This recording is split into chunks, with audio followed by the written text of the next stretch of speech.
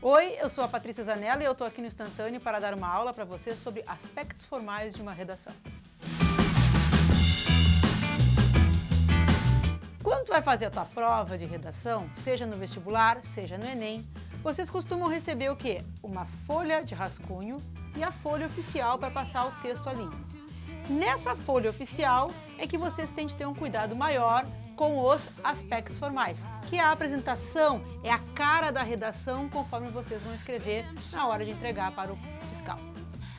Os aspectos formais, então, são divididos em 4 grupos básicos. A gente vai falar do título, a gente vai falar da letra, a gente vai falar da margem e a gente vai falar daquilo que todo mundo faz, que é o erro. O que eu faço se eu erro na hora de passar limpo da folha oficial?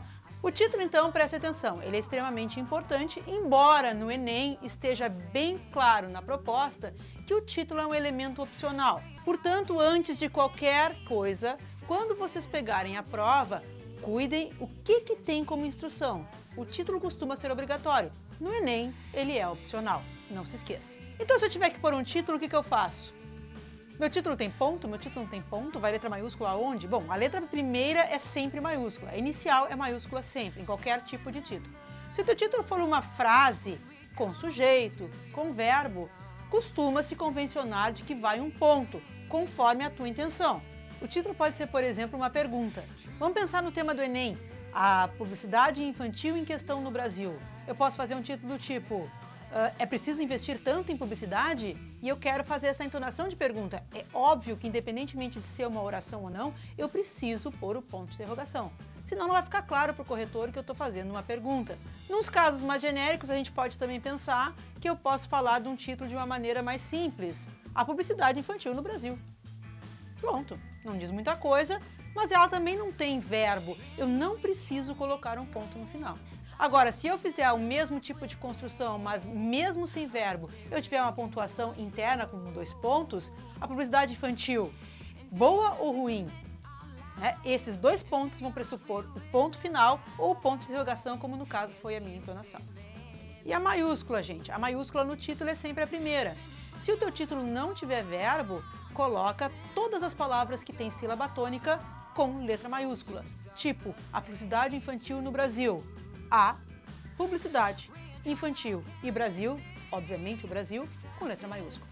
No caso de ser, por exemplo, uma frase, é preciso investir em publicidade infantil, só a primeira que vai maiúscula, certo? Fica atento a essa dica. Uma outra questão que também deixa muitas dúvidas quando a gente está ali escrevendo rascunho, rascunho é para rabiscar.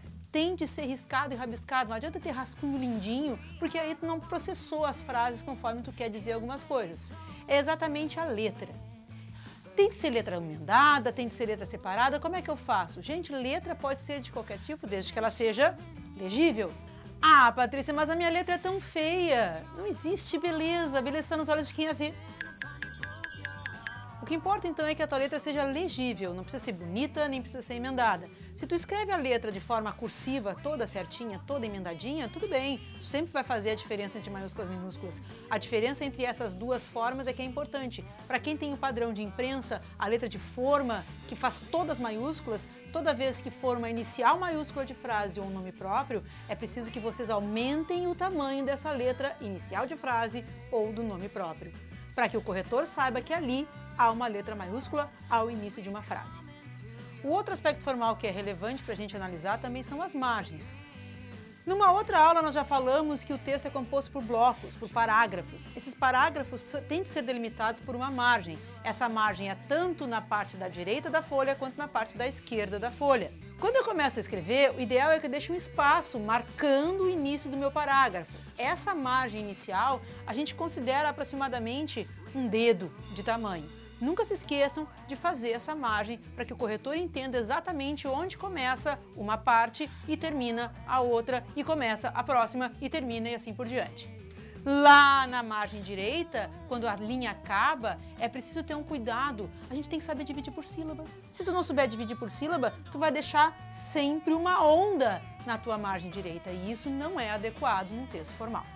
Então quer dizer que margem é uma questão simplesmente visual? Sim, ela é simplesmente visual, mas ela delimita as partes do texto e isso é avaliado pelo corretor. Ele vai ler a tua redação sabendo se tu soube dividir adequadamente conforme o teu sentido que tu mesmo apresentou lá na tua introdução. E não menos importante, mas também um dos aspectos formais, é o erro. O erro, na verdade, que a gente comete ao passar limpo a redação. Sei lá, tá escrevendo e aí pensou em casa, e aí pensou na zebra e botou casa com Z. Não, né? Tudo bem, tu te deu conta na hora que tu cometeu um erro, blá, blá, e o que eu faço? Choro, me desespero, apago, risco, faço vírgula, digo vírgula, casa. Gente, não, calma. Se errar, errar é humano, perdoar é divino. Então, se tu errou, simplesmente passa um risco em cima do teu erro e vai adiante. Ah, mas se eu errei uma linha inteira, calma, risca a linha inteira e vai adiante na tua redação. Sempre arruma aquilo que vocês cometerem de erro. Sempre arruma. Não deixa para ficar tentando remendar com qualquer outro sentido que talvez não vá fazer mínimo sentido para o corretor. O importante nesses casos em que a gente erra uma linha inteira, por exemplo, ou comete muitas falhas que tende a rasurar muito a redação, a rasura que não compromete a legibilidade de um texto, ela é tudo bem, pode deixar lá. É que às vezes a gente tem um mínimo de linhas assim meio apertado, sei lá, num vestibular que tem um mínimo de linhas com 30, ou no Enem que tem um mínimo de linhas de 8, se bem que, né, fazer só 8, vamos combinar, né? De qualquer forma, tu escreveu lá, rasurou horrores, ou rasurou uma linha inteira. Esses erros, eles podem ser descontados no cômputo final, lá do número de linhas que tu tem de escrever.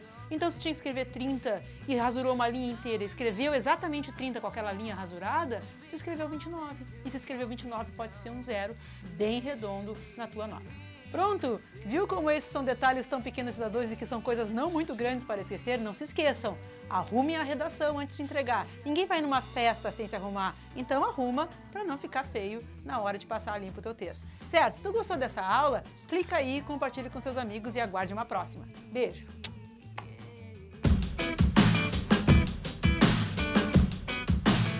Se tu gostou desse vídeo, clica aí e compartilha com os teus amigos. Aguardo uma próxima aula que vem com mais dicas para você. Ah, não é dica.